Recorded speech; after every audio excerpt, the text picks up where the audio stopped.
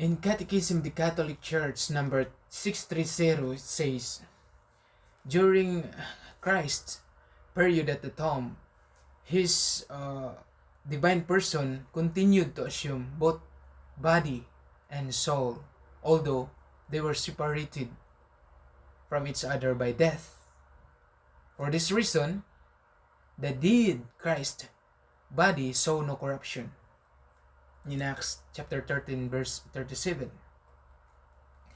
Death means the separation of body and soul. A person dies literally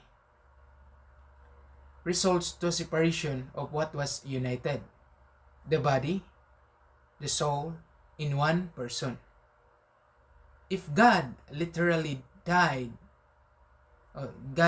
literally results to a separation of what was united, the divine nature, human nature, in one person. Divine nature refers to the second divine person himself, who is God, immortal, while the human nature refers to us man, mortal. Remember that Jesus is a true God and true man. The God died literally and the divine person died literally beliefs breaks the dogma of hypostatic union.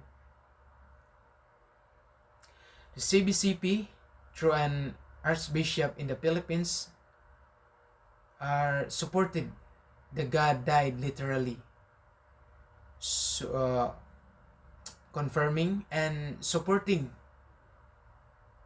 the God died in catechesis provided by the Catholic Faith Defenders and NatCon, National Officers, in the year 2022 to 2025.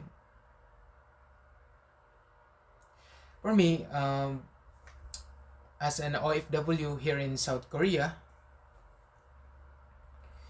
belongs to CFD Cebu, it breaks my heart that two archbishop supported the